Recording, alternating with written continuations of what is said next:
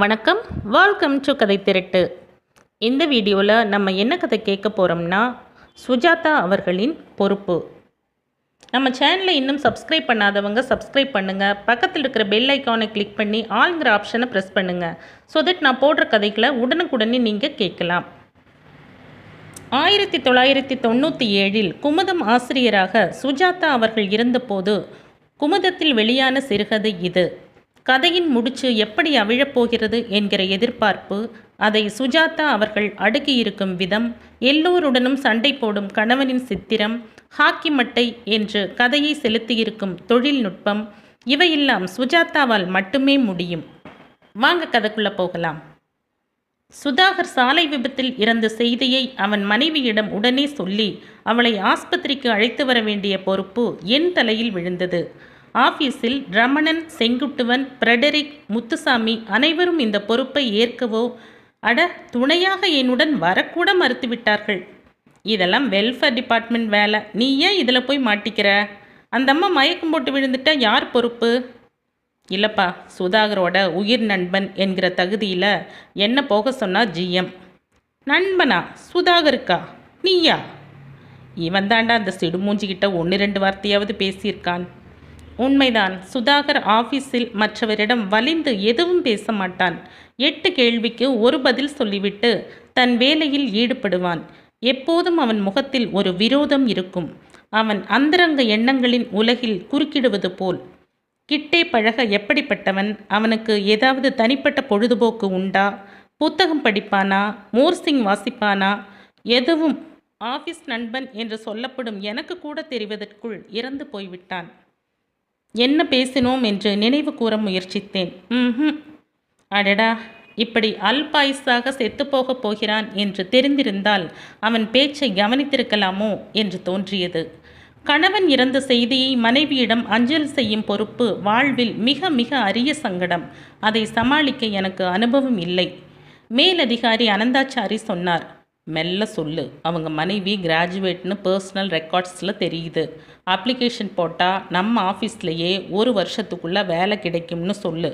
Gratuity, provident fund எல்லா பணத்தையும் 1ஆம் தேதி கொடுத்துடுவோம்னு சொல்லு.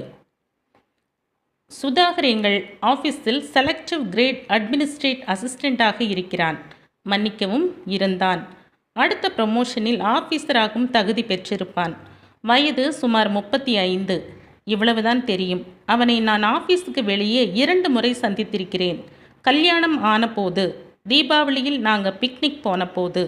ஒரு ஓரத்தில் அலுமினிய நாற்காலி போட்டுக்கொண்டு காலை வேகமாக ஆட்டிக்கொண்டு சுதாகர் புத்தகம் படித்து கொண்டிருக்க இந்த பெண் அவனுக்கு எலுமிச்சை ரசம் கொடுத்தது ஞாபகம் இருக்கிறது.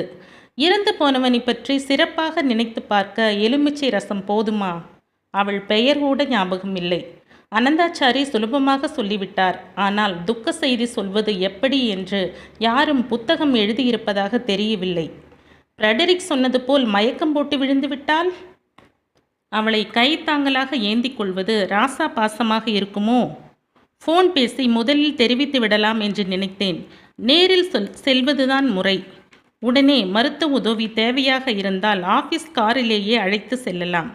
தேனாம்பேட்டை சிக்னல் வழக்கம் போல் வேலை செய்யாமல் வண்டிகள் குழப்பமாக கடந்து கொண்டிருக்க முழுவதும் அடைத்திருந்தது. போலீஸ்காரர் எதிர்க்கடையில் நிழலில் இளைப்பாரி கொண்டிருந்தார். எல்லாம் ஒரே சமயத்தில் கடக்க முயற்சித்ததாலும் கிடைத்த சந்திலெல்லாம் 2 சக்கரிகள் மூக்கை நீட்டியதாலும் ஏற்பட்ட குழப்பம் நீங்க 10 நிமிஷமாவது ஆகும் போல் இருந்தது. யோசித்தேன். செத்து போய்விட்ட செய்தியை அவளிடம் இப்போது சொல்ல வேண்டாம் என்று தீர்மானித்தேன். முதலில் அவள் அப்பா அம்மா எங்கிருக்கிறார்கள் என்று கண்டுபிடித்து தந்தி கொடுத்து வரவழைத்துவிட்டு அவர்கள் முன்னிலையில் மரண செய்தியை சொல்லலாம் என்று தீர்மானித்தேன். அதுவரை சுதாகரை ஆஸ்பத்திரியில் சேர்த்திருக்கிறோம், கவலைப்படும்படியாக எதுவும் இல்லை. உங்களுக்கு தைரியம் சொல்லவே ஆஃபீஸில் என்னை அனுப்பியிருக்கிறார்கள். துணைக்கு யாரும் இல்லை என்றால் எதற்கும் உங்கள் அப்பா அம்மாவை வரவழைப்பது நல்லது. அவன் ஆஸ்பத்திரியிலிருந்து வர கொஞ்ச நாளாகும். இப்படி சமாளிக்கலாம் என்று தோன்றியது. சுதாகரின் வீடு பாலாஜி நகரில் ஒரு ராட்சச வளாகத்தில் இருந்தது. ஃப்ளாட் வாசலில் கோலம் ஒட்ட வைத்திருந்தது. வெல்கம் என்ற பழைய பாணி பலகையை பார்த்ததும் திக் என்றது. கதவு திறந்தவள் கல்யாணத்திலும் பிக்னிக்கிலும் பார்த்ததிலிருந்து இரட்டிப்பு வேகத்தில் வயது கூடியிருந்தாள்.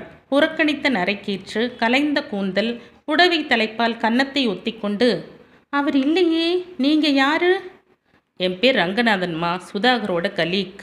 அவர் ஆஃபீஸ் தானே போயிருக்கார்? தெரியும் மிஸ்ஸஸ் சுதாகர், உட்காந்துக்குங்க. ஒரு சின்ன அதிர்ச்சி தரக்கூடிய செய்தி. பயப்படாதீங்க, உட்காருங்க முதல்ல. எதற்கு உட்கார சொல்கிறேன்? மனதுக்குள் சொல்லிக்கொண்டேன். அவருக்கு ஏதாவது ஆயிடுத்தா? ஒரு சாலை விபத்தில் அடிபட்டு ஆஸ்பத்திரியில் சேர்த்துருக்கோம். பயப்படாதீங்க, உங்ககிட்ட சொல்லிட்டு வர சொன்னார். அவருக்கு ஒன்றும் இல்லையே, பெருசாக அடிக்கடி ஏதும் இல்லையே. இல்லைதான். கண்ணாடி மாற்றிக்கோங்கன்னு எத்தனை தடவை சொல்லியாச்சு, கேட்டா தானே? எல்லாத்துலேயும் பிடிவாதம், அதுவும் மனைவி சொல்லிட்டா கேட்கவே கூடாதுன்னு வைராக்கியம். உட்காருங்க, காஃபி சாப்பிட்றீங்களா? இல்லைம்மா, நான் உங்ககிட்ட செய்தி சொல்லிவிட்டு உங்கள் ஒத்தாசைக்கு யாரும் இருக்காங்களான்னு பார்த்துட்டு ஆஃபீஸ்க்கு போகணும். ரொம்ப தேங்க்ஸ். எந்த ஆஸ்பத்திரி? ராய்பேட்டா. இப்போ உள்ளே விடுவாளோ? போய் பார்க்கலாமோ? எப்படி சொல்வேன்? பார்வையாளர் நேரம்னு சாயங்காலம் 5 மணிக்கு நானே வந்து அழைச்சிட்டு போகிறேன். அதுக்குள்ளே தெரிஞ்சவா யாரையாவது? பெருசாக அடிக்கடி இல்லை தானே? இல்லை என்றேன். எனக்கு கழுத்து பக்கம் வியர்த்தது. ஃப்ராக்சரா? தெரியல, நானே போய் இன்னும் டாக்டர்கிட்ட பேசலை. பேசியாகிவிட்டது. இந்த ஆள் அங்கேயே காலமாயிட்டாருங்க. ஒரே ஒரு நல்ல விஷயம், அதிகம் சஃபர் பண்ணாமல் போயிட்டார். என்னுடைய மனது பேசியது. ஒரு பொய்யில் ஆரம்பித்து எத்தனை பொய். டாக்டர் சரியாயிடும்னு சொன்னாராம். உங்கள் அப்பா அம்மா எங்கே இருக்காங்க மிஸ்ஸஸ் சுதாகர்? ஹைதராபாத்தில். ஏன்? இல்லை, நீங்கள் தனியாக இருக்கிறதால உங்களுக்கு துணையாக அவங்கள ஃபோன் பண்ணி வரவழைக்கலாமேன்னு. அவள் இதுக்கெல்லாம் வரமாட்டா. ஏன்? சண்டை போட்டுட்டார் ஒரு ஸ்கூட்டர் விஷயத்தில். அதெல்லாம் எதுக்கு? பகச்சுண்டாச்சு. அவரால் நானும் பகச்சுண்டாச்சு. பிறந்தாத்தோட எல்லா உறவுகளையும் துண்டிச்சாச்சு. திரும்பி கூட பார்க்க மாட்டேன்ட்டா. அப்படியா? சென்னையில் இவருடைய உறவுக்காரங்க யாரும் இல்லையா? இருக்காங்க. நாத்தனார் அடையாரில் இருக்கா, ஒரு அண்ணா அசோக் நகரில். அவங்கள கூட்டி வச்சுக்கலாமே. எதுக்கு? சும்மா ஒரு ஒத்தாசைக்கு தான். அப்படி ஒன்றும் சொல்லிக்கொள்ளும்படியா இல்லை உறவு. அப்போ உங்களுக்கு ஒத்தாசைன்னா நண்பர்கள் தான். இந்த பில்டிங்கில் மாத்திரம் 24 ஃப்ளாட். அதில் 20ஆம் நம்பர் கூட மட்டும்தான் கல்யாணம் கார்த்தின்னா கொஞ்சம் போக்குவரத்து. மற்றவாளோட இவருக்கு ஏதாவது ஒரு காரணத்தில் சண்டை. ஸ்கூட்டர் நிறுத்துறதுல சண்டை, பசங்க பந்து அடிக்கிறதுல சண்டை. இப்போ கூட இவர் ஆக்சிடெண்ட் ஆயிருக்கார் இல்லையோ, போலீஸ்காரன் தப்பு, சரியாக சிக்னல் காட்டலை. சைக்கிள்காரன் ஏன் எம்மேல கூட தப்பு சொன்னாலும் ஆச்சரியம் இல்லை.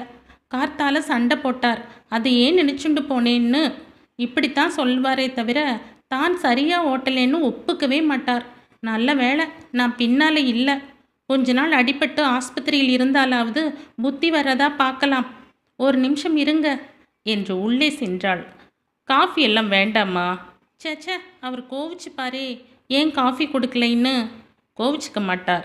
திரையை மறுபடி திறந்து, இதில் வேடிக்கை என்னன்னா, காஃபி கொடுத்தாலும் சில வேளையில் கோவிச்சுக்குப்பார். ஐயோ, தலையெழுத்து. எத்தனை மணி நேரம் இந்த பொய்யை நடத்த வேண்டி வரும்? ஹாலில் மாட்டியிருந்த காலண்டர்களை பார்த்தேன். டிவி மேல் சுவரில் எல்லா ஃபோட்டோக்களிலும் சுதாகர் இருக்கான். குளிர்பெட்டி மேல் சின்ன தொட்டியில் மீன்கள் கவனித்து கொண்டிருந்தன. அலமாரியில் கேசட்டுகள் அடுக்கியிருந்தன. மூலையில் ஒரு ஹாக்கி மட்டை மாட்டியிருந்தது. ஸ்கூட்டரின் டூல் பேக் அலமாரியில் கடிதங்களின் அருகில் இருந்தது. அவன் ஸ்கூட்டர் இன்னும் அங்கேயே கிடைக்குமா, இல்லை இழுத்து போட்டிருப்பார்களா? சாலையில் தெரிந்த இரத்தக்கரையை மனதில் அழித்து கொண்டேன். அவள் கோப்பையில் காஃபி கொண்டு வந்து முக்காலியில் நகர்த்தி அதன் மேல் வைத்து, டிவி போடலாம்னா அது ரிப்பேர், அதுக்கு கூட நான் தான் காரணம், வச்சு திருகிட்டேனாம். நிம்மதியாக இருக்குன்னு 15 நாளாக ரிப்பேருக்கு கொடுக்காம வச்சிருக்கார். உங்கள் கணவர் உறவுக்காரங்க மெட்ராஸில் தான் இருக்காங்க இல்லை? ஆமாம், ஒரு அக்கா ஒரு அண்ணா. அவங்கள யாரையாவது உங்களுக்கு துணையாக வர சொல்லிடுங்களேன்.